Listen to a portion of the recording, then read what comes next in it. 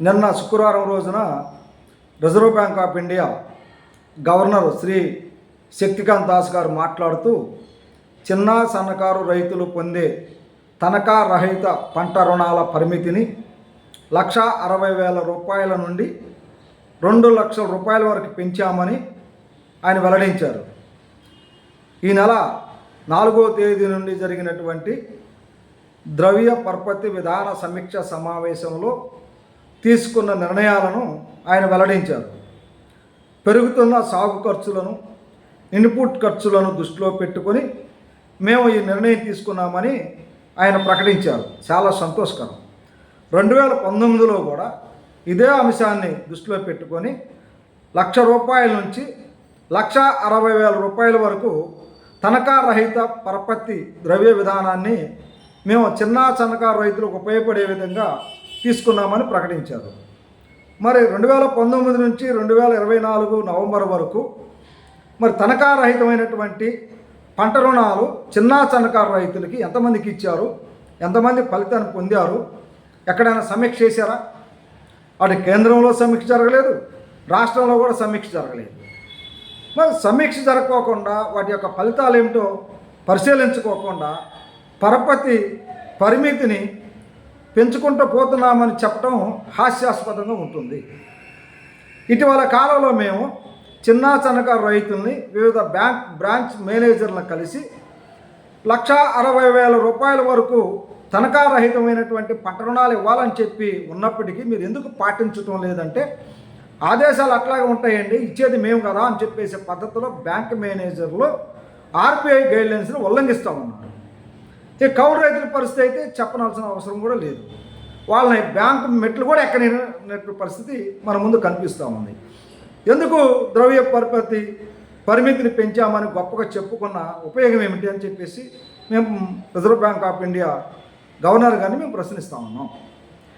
అందుకని గతంలో కానీ ఇప్పుడు కానీ భవిష్యత్తులో కానీ మీరు తీసుకునే నిర్ణయం సందర్భంలో రైతులతో సంప్రదించాలి, బ్యాంకులతో మాట్లాడాలి, అమలు జరపనటువంటి బ్యాంకులపై చర్యలు తీసుకునే విధంగా కూడా మీ సమీక్ష ఉండాలి.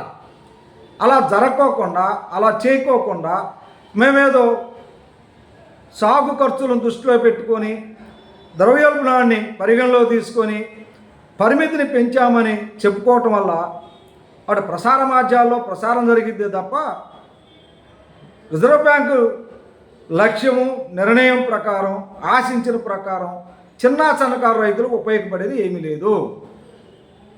మరి సిసిఆర్ చట్టం ప్రకారం అంటే 2019లో తీసుకొచ్చిన ఆంధ్రప్రదేశ్ కౌలు రైతుల చట్టం ప్రకారం ఒక్కసారి కౌలు రైతు పంట రుణాలకు సంబంధించి రుణహారత కార్డు తీసుకొని బ్యాంకు దగ్గరికి వెళితే ఏ ఇతర పత్రాలు అడుక్కోకుండా పంట హామీతో పంట రుణాలు ఇవ్వాలని చెప్పేసి ఉన్నది.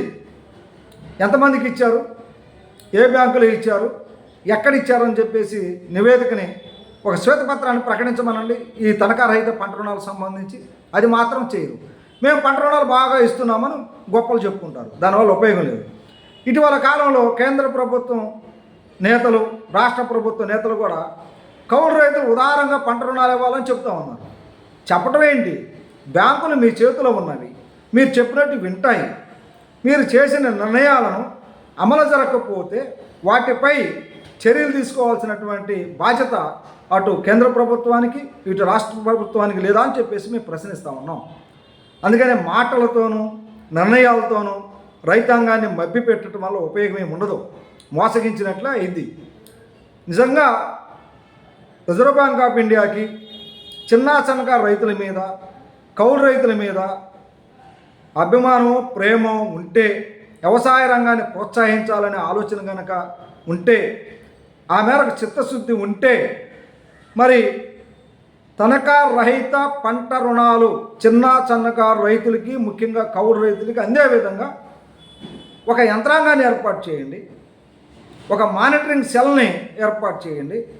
ఖచ్చితంగా వాళ్ళకి పంట రుణాలు అందే విధంగా కృషి చేయాలి, సమీక్ష చేయండి. అందకపోతే ఎందుకు అందలేదు, బ్యాంకులు ఎందుకు పాటించడం లేదో governor reserve bank of India నిబంధనలు అని చెప్పేసి మీరు పరిశీలించండి. ఆ విధంగా వ్యవసాయ శాఖ, రెవెన్యూ శాఖ, బ్యాంకులు అందరూ కలిసి ఉమ్మడిగా ఈ రిజర్వ్ బ్యాంక్ ఆఫ్ ఇండియా నిబంధనల్ని అమలుపరచడానికి కృషి చేస్తే కొంతమందికి కాకపోయినా కొంతమందికైనా చిన్న సన్నకారు రైతులకి, ముఖ్యంగా కౌలు రైతులకి పంట రుణాలు ఇచ్చే అవకాశాలు ఉంటాయి. ఆ విధంగా కృషి చేయాలని చెప్పేసి మేము అభిప్రాయపడతా ఉన్నాం.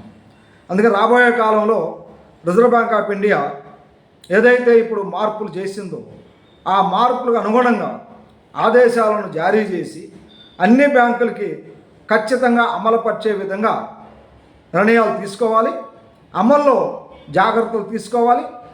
మానిటరింగ్ సెల్ని ఏర్పాటు చేసి కనీసం 3 నెలలకు ఒకసారైనా సమీక్ష చేసి మరి వ్యవసాయ రంగాన్ని ప్రోత్సహించే విధంగా, వ్యవసాయ రంగంలో గణనీయమైనటువంటి పాత్ర పోషిస్తున్నటువంటి కౌలు రైతులకి మరి రిజర్వ్ బ్యాంక్ ఆఫ్ ఇండియా నిబంధనలు లోబడి తనఖారహితమైనటువంటి పంట రుణాలు ఇచ్చే విధంగా, అందించే విధంగా కృషి చేయాలని చెప్పేసి మేము విజ్ఞప్తి చేస్తూ ఉన్నాం.